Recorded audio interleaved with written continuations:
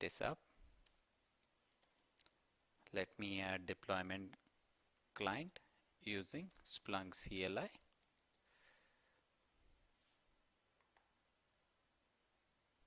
This is our deployment server IP and 8089 is our management port.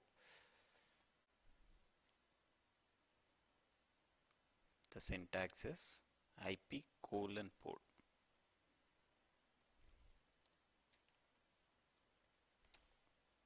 Okay, we have successfully updated configuration on our universal forwarder and our Splunk indexer.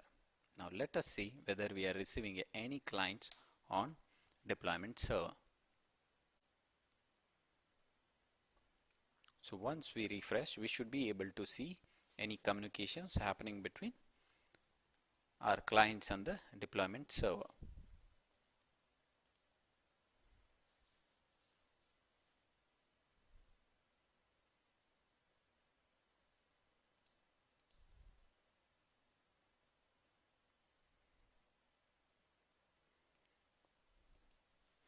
As you can see, now we have one instance, that is our indexer, which is hosted on Amazon AWS, is able to report to our client without any issues. So in the meantime, we should be able to see our universal forwarder also reporting to our deployment server.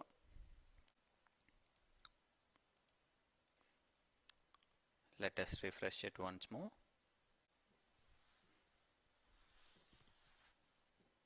Now, it might take few more minutes in order to see our universal forwarder under our client list. So usually it takes around couple of minutes, 2 to 5 minutes, in order to see your deployment client.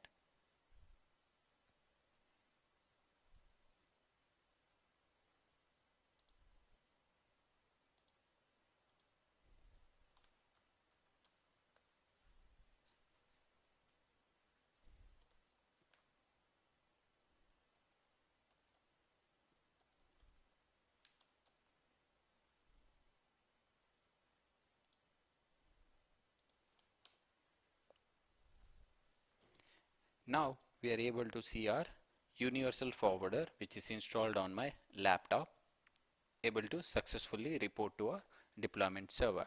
Now we got our first prerequisite ready, that is to deploy the configurations. We got our client. Now we need an applications. So for this application, we'll be using the splunk.com, which we created as part of our application creation tutorial. So this application, we'll be deploying it on our indexer. In order to deploy that, we need this application to be under etc deployment apps of our deployment server. So let us go ahead and copy. This is our deployment server.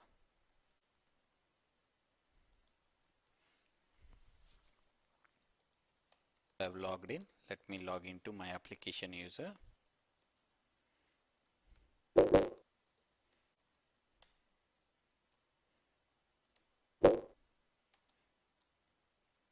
Let me check Splunk is up.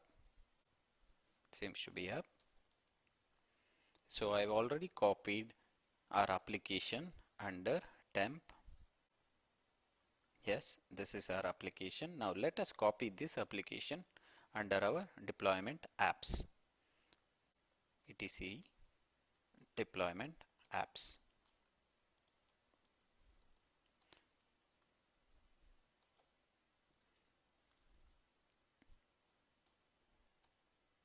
So now we have our first application to be deployed. Let us reload our deployment server.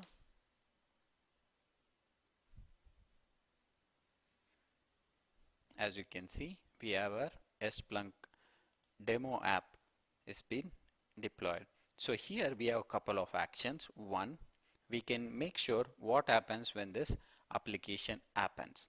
So this application, after installation, it will be under enable state. If you don't want this to enable as soon as installed, you can choose on disabling it, that is by unchecking the enable app option. If you check this, as soon as the application is deployed, the configuration will take effect. And also we have another option whether to restart the Splunk daemon, that is your Splunk core application, once our application has been deployed. That is, whichever the configuration which is packaged as an application which requires Splunk to be restarted can be made this option as restart Splunk D. And also this option is used for making a Splunk demo, that is our own app, to be deployed under which server group. We don't need it to be under application servers or all apps. We'll be creating our own group called indexers. We'll be deploying it on that.